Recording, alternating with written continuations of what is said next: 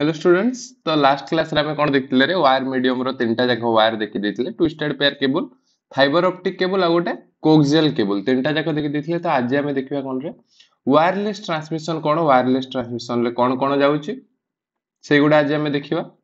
ठीक अछि जो माने नुवा आसी हम चैनल को जो माने सब्सक्राइब करि न जाय से जाय से माने समस्त को कहबी चैनल को सब्सक्राइब करि के रख जते बेले नुवा वीडियो आसीबो सेते बेले तुम माने फास्ट पाई परिबो। तो चलंतु आज रो क्लास को स्टार्ट करिबा। वायरलेस मीडियम कौन कहूची रे wireless medium is only the free space air और वैक्यूम। वायरलेस मीडियम टा कोठी एक्चुअल रे परिचालित हुए रे केवल एयर आउ वैक्यूम माध्यम रे केवल परिचालित होई परिबो हला। एयर माध्यम रे आइदर डाटा ट्रांसफर होबो नहले वैक्यूम माध्यम रे। वैक्यूम हमें काहो कहउचंती देखो हमें तो जानि छ एटमॉस्फेयर हमें एबे जो पृथ्वी में रहउचंती सेटा को हमें एयर माध्यम रे एयर मीडियम बोली कहि परिबा। वैक्यूम कोन रे वैक्यूम होचे स्पेस जोठी कि ना एयर अछि ना किछि भी अछि तो सेटा को हम गोटे वैक्यूम कहि परिबा जोटा कि आबद्ध अछि ता भीतर कोनोसी भी मीडियम नाही सेटा को हम वैक्यूम बोली कहिबा। ताले वायरलेस मीडियम टा ओनली कोठी डन हे परिबो कोठी केवल काम करि परिबो ना स्पेस आउ एयर रे। फर्स्ट पॉइंट गला एबे होची कोन रे second point the transmission of electromagnetic signal in free space is accomplished through carrier waves which travels with the speed of light and carries the original data through free space। देखो second point कोन कहउची रे ना जेतले हम डाटाटा पठौ से कोन करे रे career waves माध्यम रे तरंग माध्यम रे डाटाटा को गोटे जगह रु आउ गोटे जगह को नै किना जाय को मीडियम रे एयर नहले वैक्यूम मीडियम रे in the form of cone in the form of waves electromagnetic signal को वेव माध्यम रे कन्वर्ट करी की गोटे जगह रु आउ गोटे जगह को एयर बा वैक्यूम माध्यम रे एयर बा वैक्यूम माध्यम रो हेल्प नै की एयर और वैक्यूम रो जरिया रे हेल्प नहीं कि ना कौन करे गोटे जगह रो सिग्नल टा आउ गोटे जगह को जाए in the speed of light light रो स्पीड जेति कि सेही पाखा पाखी सेही स्पीड रे डाटा टा ट्रैवल करे। लाइट रो स्पीड केते रे 3 into 10 to the power minus something 8 or 11 I can remember that thing। so AE speed रे कौन हुए रे एई स्पीड रे जाय होची डाटा टा ट्रैवल करे कोठी ना स्पेस आउ वैक्यूम रे। अच्छा नेक्स्ट कौन कहूची रे electromagnetic waves are categorized on the basis of their frequency and wavelength। Electromagnetic signal टाको कोन करा जायछि रे ताको फ्रीक्वेंसी आउ तार वेवलेंथ को नै किना किछि भाग रे विभक्त करा जायछि। इलेक्ट्रोमैग्नेटिक वेव्स गुडा को ए जो वेव गुडा रहिला इलेक्ट्रोमैग्नेटिक वेव यार फ्रीक्वेंसी आउ कोन वेवलेंथ को नै किना ताको भाग करा जायछि किछि भाग रे भाग करा जायछि कोन कोन देखो फास्ट होची कोन रे ना रेडियो वेव्स फास्ट होची radio waves second microwave third infrared radiation तापरे विजिबल लाइट तापरे ultraviolet radiation then x ray then gamma rays एतिकीटा भाग रे भाग करा जायछि कागुरे इलेक्ट्रोमैग्नेटिक वेव्स को एतिकी भाग रे भाग करा जायछि 1 2 3 4 5 6 7 सातटा भाग रे भाग करा जायछि। अच्छा रेडियो वेव्स रो फ्रीक्वेंसी रेंज केतरे 3 into 10 to the power 3 hertz रु 3 into 10 to the power 9 hertz तापरे माइक्रोवेव रो 3 into 10 to the power 8 hertz रु 3 into 10 to the power 11 hertz then infrared radiation रो 3 into 10 to the power 11 hertz to 4 into 10 to the power 11 hertz. तो basically हम एई तीनटा को ही choose करू एई तीनटा को ही प्रेफर करू कोन रे डाटा ट्रांसफर करिया पई एई तीनटा को ही हमें चूज करू। अच्छा नेक्स्ट पॉइंट कौन कहूछ रे out of previous radiation and table radio wave microwave and infrared waves are used in wireless transmission। एई जो हमें तीनटा देखिले याको भितर एई जो तीनटा को ही हमें केवल यूज करंती कोन पय रे ना डाटा ट्रांसमिशन पय यूज करंती एई वेव गुडा को यूज करंती। अच्छा एबे फास्ट होजी कोन रे रेडियो वेव देखिबा कोन रेडियो वेव से कहूची कोन। अच्छा रेडियो वेव ट्रांसमिशन कौन कहूची radio waves having a frequency range of 3 kilohertz to 3 gigahertz are used for communication over distances ranging from a few meters in walkie talkie up to few kilometers।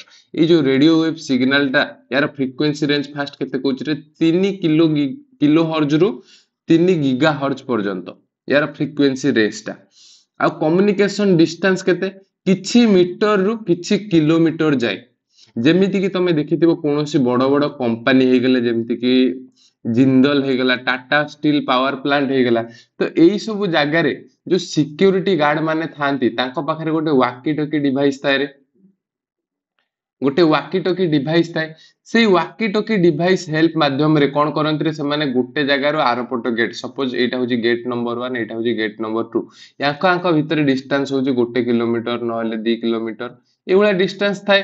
तो ए distance रो communication करिया पई, ए distance रे secure communication करिया पई गोटे security आ गोटे security guard संगे कथा पई कोन करंती, वाकी टोकी यूज करंती। तो ए रेडियो वेव जो हे गला, ए रेडियो वेव हेल्प करे कोन रे ना, वाकी टोकी रे कनेक्ट करिकिना गोटे डाटा को ट्रांसफर करिया पई रेडियो वेव्स माने हेल्प करंती डाटा को कैरी करिया पई गोटे जगह रो आ गोटे जगह को।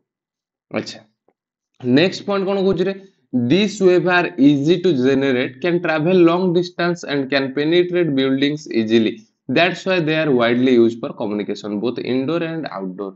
ये कौन कहूछ, ये जो वेव गुडा, ये जो रेडियो वेव गुडा, एगुडा कौन रे बहुत लंबा डिस्टेंस ट्रैवल करि परिबे। आउ कौन करि परिबे रे, सपोज गोटे मझिरे वाल पळि आसला, जदी गोटे वाकी टोकी गोटे लोक धरिचा गोटे घर भितर अछि आउ जणे बाहर अछि, तो वाकी टोकी वाला कथा ही पारिबो कि नहीं से आरो जण सारे, ऑब्वियसली कथा ही पारिबो।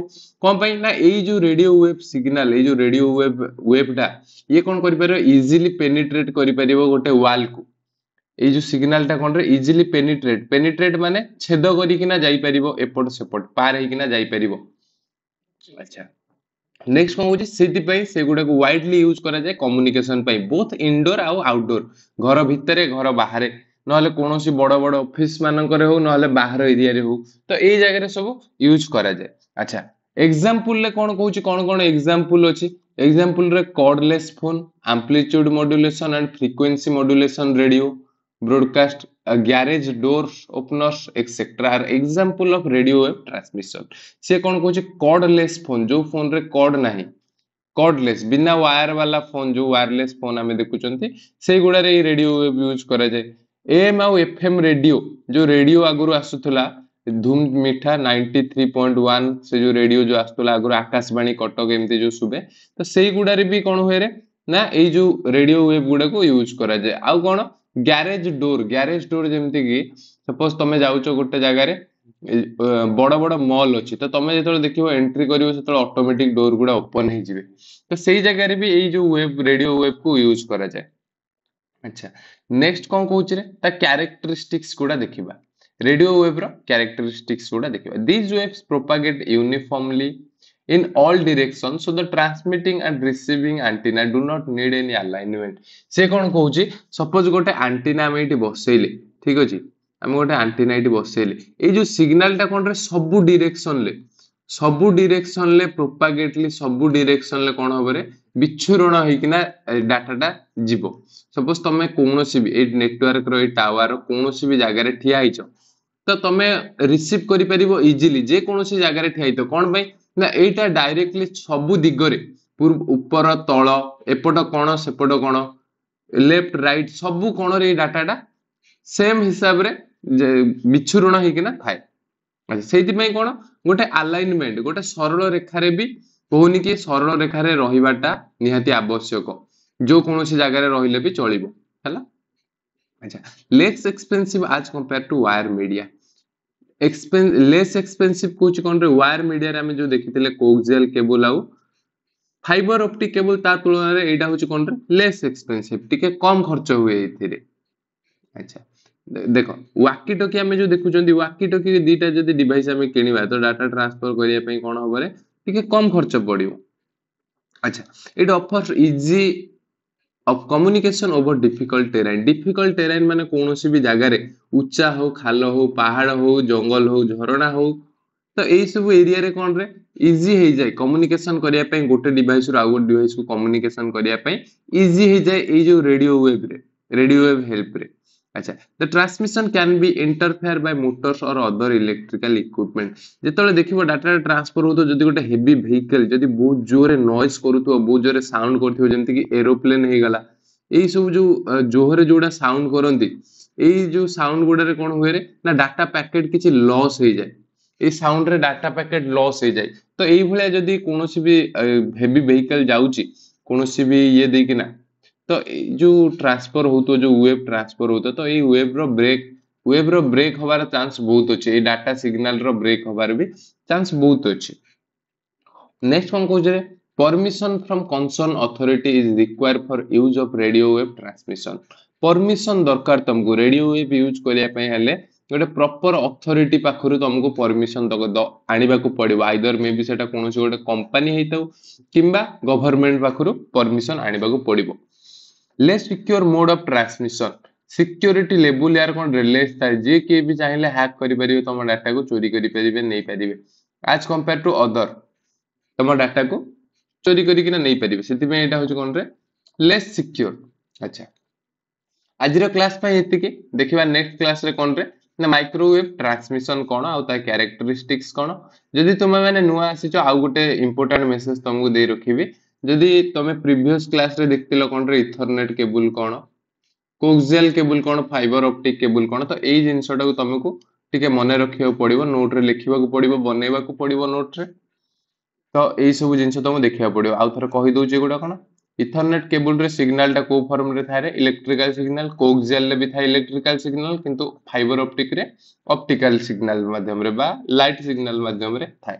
अच्छा नेक्स्ट कौन रे एक्सटर्नल इंटरफेरेंस, एक्सटर्नल जो इंटरफेरेंस अच्छी जो बाहर जो साउंड नॉइज पोल्यूशन, तो सेटा ये डाटा सेंड करिवारे किछि प्रभाव पकेबो कि इथरनेट केबल उपरे, हाँ बहुत अधिक पकाए।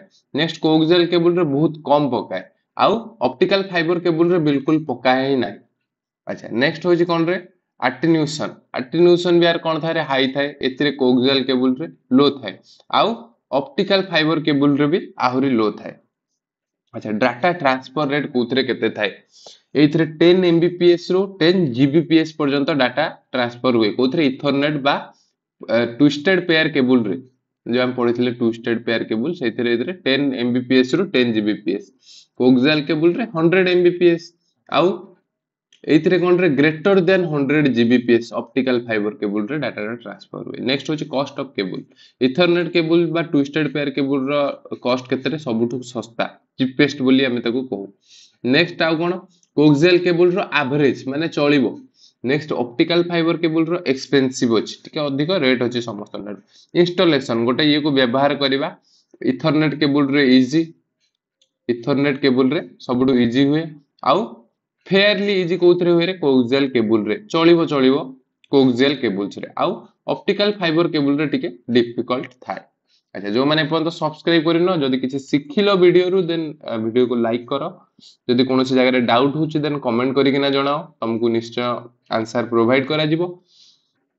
ठीक अछि, तो आज रो क्लास में एतिक, धन्यवाद।